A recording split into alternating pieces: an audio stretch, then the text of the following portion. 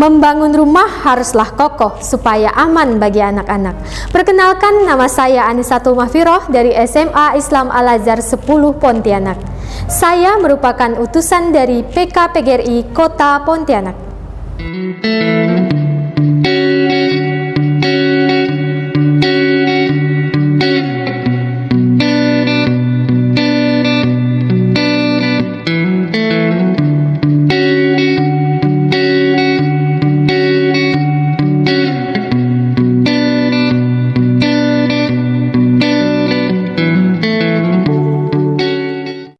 Proklamasi. Kami, bangsa Indonesia, dengan ini menyatakan kemerdekaan Indonesia. Assalamualaikum warahmatullahi wabarakatuh. Halo semuanya, bagaimana kabar kalian hari ini? Semoga semuanya tetap sehat dan tetap semangat ya. Berdasarkan cuplikan video di awal tadi, apakah kalian bisa menebak materi apa yang akan kita pelajari? Ya, tepat sekali. Kita akan belajar materi bahasa Indonesia yang ada kaitannya dengan sejarah. Apa sih sejarah? Dalam KBBI, sejarah diartikan sebagai hal-hal yang berkaitan dengan asal-usul keturunan atau silsilah, atau bisa juga penjelasan tentang kejadian dan peristiwa yang benar-benar terjadi pada masa lampau.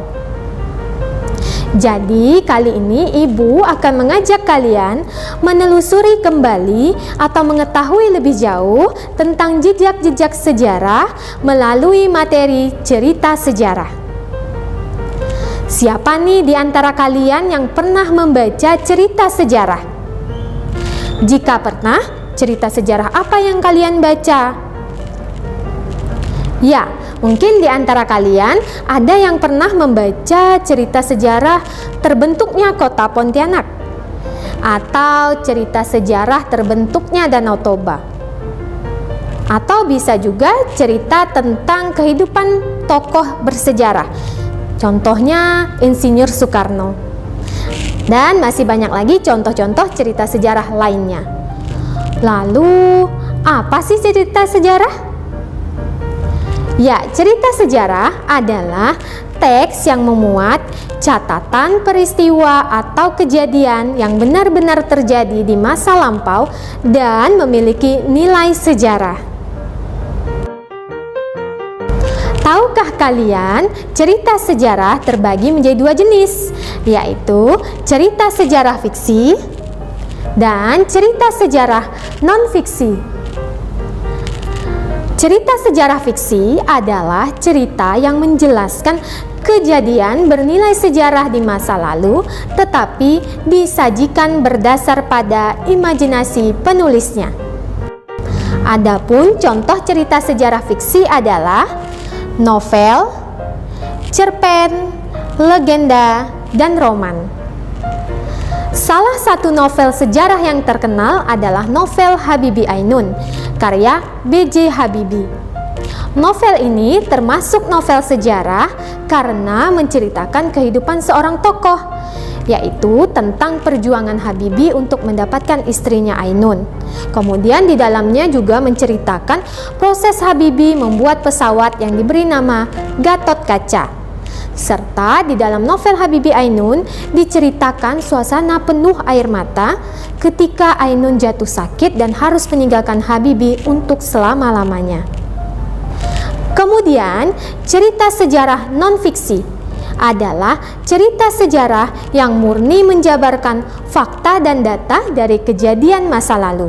Adapun contoh cerita sejarah non-fiksi adalah biografi, autobiografi, cerita perjalanan, dan catatan sejarah.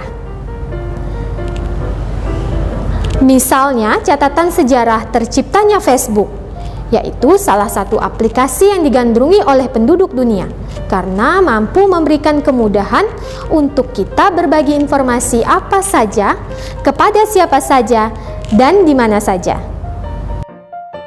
Teks cerita sejarah memiliki ciri atau karakteristik sebagai berikut, Yang pertama, berisi fakta 5W plus 1H atau yang biasa disebut adik Simba, yaitu apa, siapa, di mana, kapan, mengapa, dan bagaimana. Ciri yang kedua bersifat kronologis, artinya menceritakan sesuatu sesuai dengan urutan waktu. Ciri ini dapat kalian amati pada contoh teks yang Ibu tampilkan, yaitu tentang sejarah Facebook.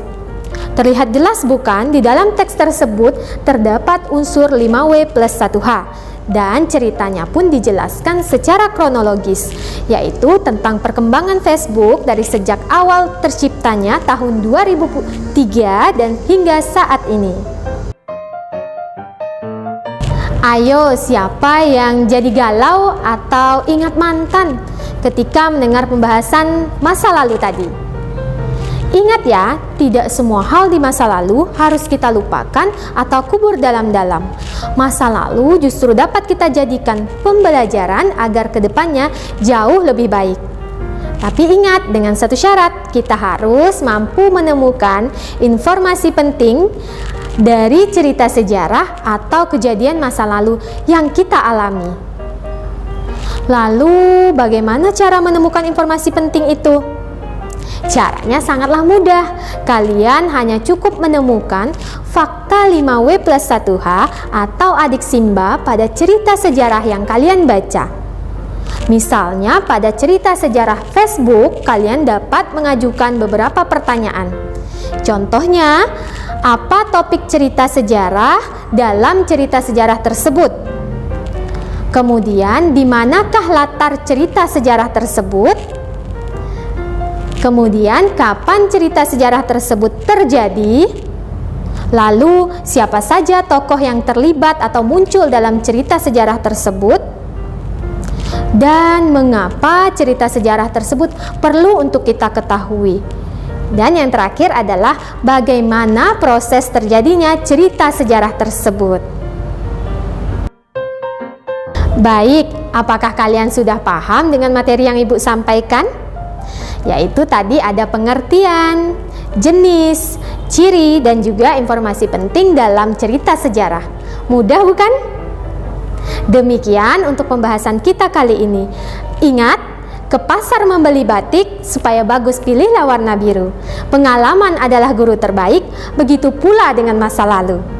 Akhir kata, Ibu ucapkan terima kasih dan mohon maaf apabila ada salah kata. Jangan lupa nantikan video berikutnya dan tetap semangat belajar, tetap jaga protokol kesehatan. Wabillahi taufiq wal hidayah. Assalamualaikum warahmatullahi wabarakatuh. Sampai jumpa.